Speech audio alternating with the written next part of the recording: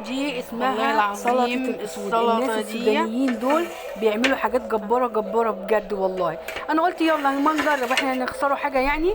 اهي بسم الله ما شاء الله، جبت البتنجانتين دول، اللهم صل وسلم وبارك على سيدنا محمد. ورحت جايبه البتنجانتين وقلت اما اجرب واعملها. ايه اكلة الاسود اللي هم طالعين لنا ترند بيها الايام دي؟ يعني هم احسن مننا؟ لا طبعا مش احسن مننا. احنا رحنا جبنا البتنجانتين وهو بنقطعوهم، وهنعمل الوصفة الجبارة السهلة اللي انتوا عارفين ان انا مطبخي بيهدف ليها كل حاجة. ايه ما كل حاجة سهلة جدا. خلاص كده جبنا البتنجانتين اهوت وخرطناهم. بسم الله ما شاء الله تبارك الرحمن. إيه يا جماعة، هقولها دلوقتي. اللي اتفرج عليا وعجبته وصفتي يعمل لي لايك ويعمل لي شير وتكبروا القناة بيكوا انتوا احسن جمهور ليا. رحنا جبنا البتنجانتين اهمت الاتنين، قطعتهم وخلصتهم وهنبتدي عمايل فيهم زي ما انتم شايفين. بعد ما بقطعهم هروح جايبه ايه، هروح اجيب الدقيق بتاعنا عشان ما يشربش زيت البتنجان. خلاص كده احنا هنحطه البتنجان بتاعنا اهو، وهنروحوا حاطين ايه عليه، رشين عليه الدقيق. نخلي الدقيق عموما بيخلي اي حاجه مش بتشرب زيت. خلاص كده معايا. ادي اهو بعد ما رشيت الدقيق على البتنجان.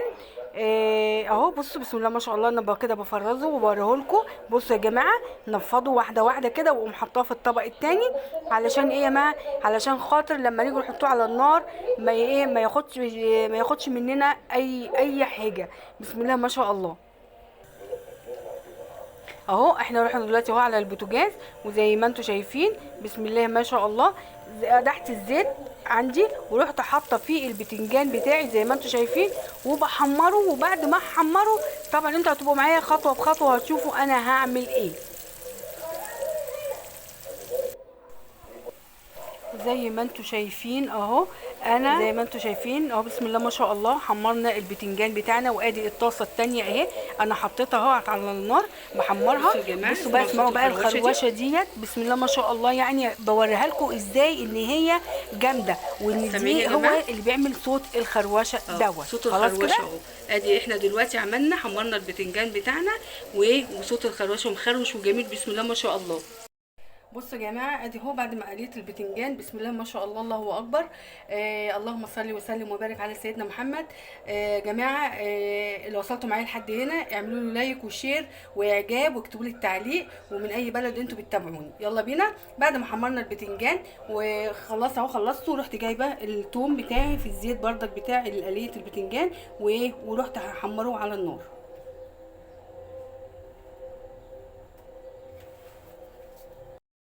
زي ما انتم شايفين اهو على النار اهو هنحمره الفصين الثوم بتوعنا ماشي.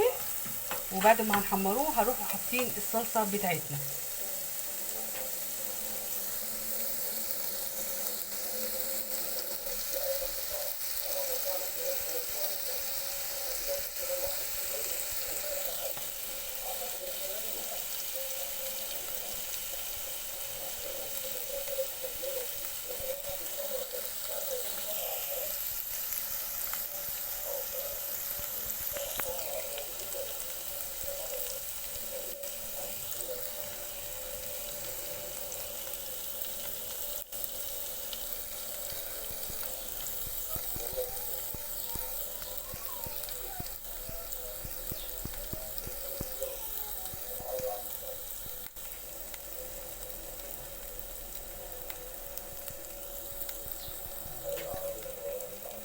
وزي ما انتم شايفين يا حبايبي اهي ادي التومه بتاعتنا اهي احمرت. هتعملي ايه بقى يا جماعه، هنروحوا جايبين الصلصه بتاعتنا حاطينها اهي عليها. خلاص كده اهي. طيب بعد ما تعملي كده يا جماعه ايه بقى التكايه اللي انت قلتي هتعمليها هنا؟ هوريكي. شوفوا هات الطبق اللي هو الابيض ده اهو بسم الله ما شاء الله. هات لا الابيض ده صوته لا ده ايوه ده اه. هات حبايبي عشان تعرفوا دي اسمها اللي هي الفول السوداني اهو. زبدة الفول السوداني زي ما انتم شايفين. خلاص كده اهي زي ما انتم شايفين اهو بتغلي. هنروحوا نازلين عليها بايه، هننزلوا عليها بالبتنجان بتاعنا اللي هو ايه اللي احنا حمرناه.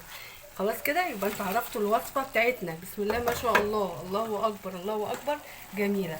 خلاص، بس هي دي الوصفه بتاعتنا اللي احنا عملناها النهارده، البتنجان اللي هو بزبده الفول الصويا او الفول السوداني. خلاص، انا دلوقتي بقى هنغرفه وهروح اجيب بقى ايه عيش، وانا وياسين ابن اخويا هتاكل معايا ياسينو، اتكلم عادي عادي.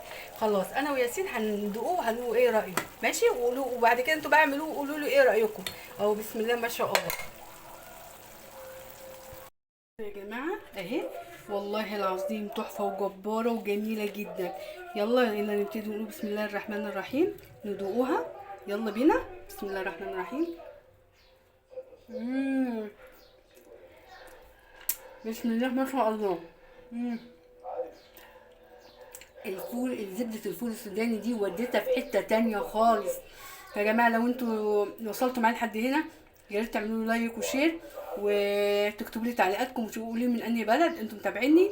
والله العظيم تحفة وجبارة جبارة جبارة. ديت وصفة انا اخدتها من شيف من على النت وشفته وعمل، قلت اجربها معاكم، وبسم الله ما شاء الله عليها جميلة جدا. لو انتوا حابين ان انا اقول لكم على المقادير تاني، جبت 2 بتنجانتين كبار، نص كيلو من البتنجان وقطعتهم مكعبات، وبعد كده حطيت رشيت عليه دقيق، وبعد كده رحت قلياه، وبعد كده خدت الزيت ورحت محمره فيه فصين توم، وحطيت على فصين التوم بعد ما حمرتهم رحت حاطه معلقتين صلصه، وبعد كده معلقتين من زبده الفول الصويا، وحطيت الملح بتاعنا، ولو عندك كمون بابريكا اللي انت عايزه تحطيه ما عندكيش مش مشكله، كفايه الملح. وبعد كده كوبايه ميه غلت، قمت حاطه عليها البتنجان بتاعنا اللي احنا عملناه ده، وزي ما انتم شايفين اهي خدت غلوه واحده وكلناه بالهنا والشفا. دي كانت وصفتي النهارده من مطبخ منوعات ماما مها، واشوفكم في وصفه جديده تانية باذن الله، والسلام عليكم ورحمه الله وبركاته.